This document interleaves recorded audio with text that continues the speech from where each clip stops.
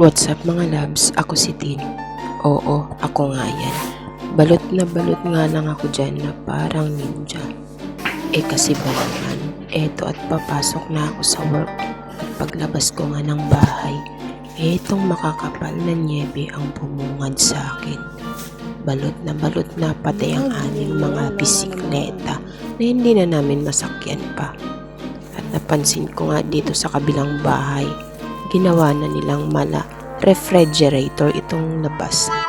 Sino ba namang hinding gagawing refrigerator ang labas ng bahay kung ganito kalakas at kakapal ang yelo sa labas ng bahay mo?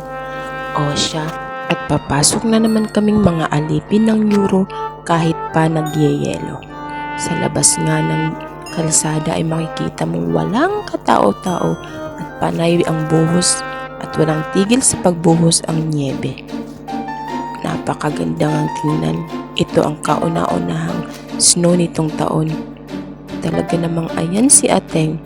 Feel na feel ang pagbagsak ng yelo sa aking katawan. Ito nga ang pangarap ko noon nung nasa Pinas pa ako. Ang maranasan, ang makita at maramdaman ang yelo paglabas pa lang ng bahay. Hindi tulad sa Taiwan na kailangan pa naming pumunta sa Snow Mountain para lang maranasan ang snow. Dito, napaka-bless namin. Pero mukhang kami lang ng mga Pinoy ang tuwang-tuwa sa snow dahil ang mga lokal, yung iba hindi na nakakapasok sa trabaho. At yung iba naman ay bisit na bisit dahil hindi makapag-drive ng kanilang mga sasakyan. Eto nga at papalapit na kami sa kampaning aming pinapasukan.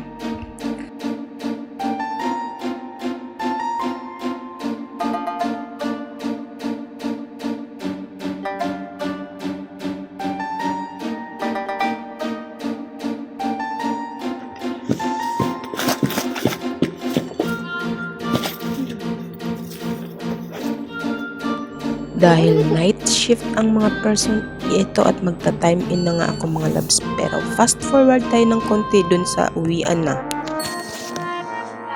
Okay, girls. Girls, let's go to refrigerator. Walk. Ooh, Claude, no.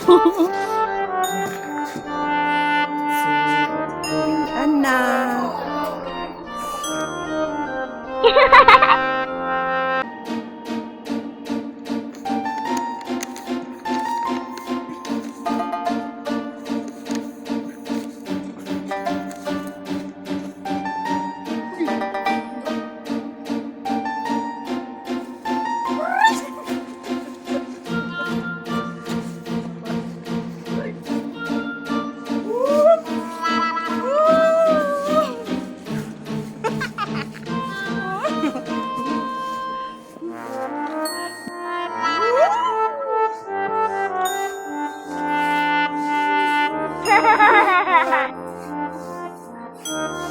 Okay.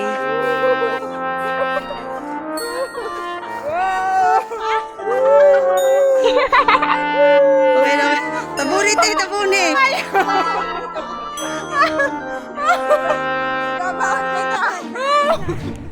Paglabas nga namin ng company, eto at nag-umpisa na kaming magbatuhan ng mga snowballs dyan na para bang mga batang sobrang sayang-saya sa paglalaro. Thank you Lord dahil dati pangarap ko lang to at sa TV ko lang napapanood. Pero ngayon, eto at mga nararanasan na namin at masasabi kong healing my inner child. Salamat po ulit Lord. Dahil dyan, eto, fast forward tayo ng konti at nakauwi na nga kami ng bahay. Eto nga at kinukuha ko na yung pinapalamig ko dito ang pagkain. Talaga namang nakakapagod nga palang maglaro dito sa niebe. O siya hanggang dito na lang. Virginia!